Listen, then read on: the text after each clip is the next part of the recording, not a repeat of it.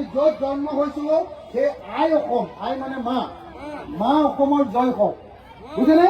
মই কেলে সঞ্চালকৰ এলেকালৈ আহিলে সদায় জয় অসম দিওঁ জানেনে নাই? হিমন্তই কয় বোলে মুছলমান মানুহবিলাকে বোলে অসমতকৈ পাকিস্তানক বেছি ভাল পায়, হয়নে নকয়? এনেকৈ হয়নে নকয়? মই সদায় দেখুৱাই থাকোঁ যে মুছলমানে নিজৰ মাতৃভূমি অসমক ভাল পায়। ভাল পায়নে নাই? পায়নে নাপায়? যদি পায় তেতিয়াহ'লে আকৌ জোৰকে জয় অসম, জয় অসম, জয় অসম, জয় অসম, ইনকলাব, ইনকলাব। হিন্দু মুসলমান এক হোক, হিন্দু মুসলমান এক হোক, হিন্দু মুসলমান এক হোক, হিন্দু মুসলমান এক হোক।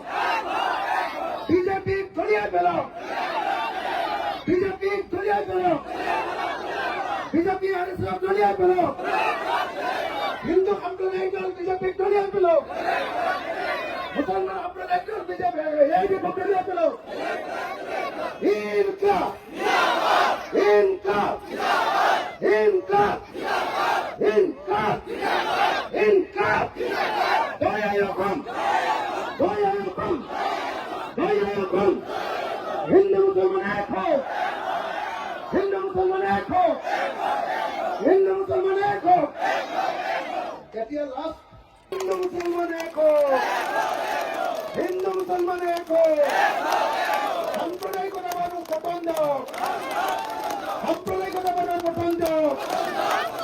জয় অসম, জয় অসম, জয় অসম। চেয়াৰমেনক জিকাবনে নাই? ইয়াত কিমান জনে চেয়াৰমেনক জিকাব?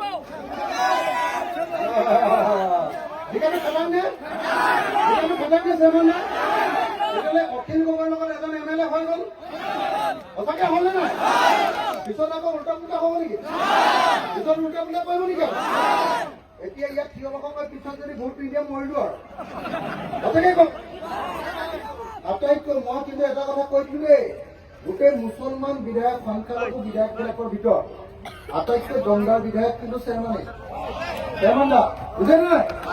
গতিকে আপোনালোকৰ সমষ্টিত চেয়াৰমেন দাক পোৱাটো বহুত ভাগ্যৰ কথা, আৰু তাতকৈ এটা ভাগ্যৰ কথা যে চেয়াৰমেন দাই বিধায়ক হিচাপে যিমান কাম কৰিব আৰু আপোনালোকৰ কোনো বিধায়কে কৰিব নোৱাৰে। হ'বনে? সঁচাকে ভোট দিবনে নাই? যদি দিয়ে একেলগতে জোৰকে এটা হাত তালে,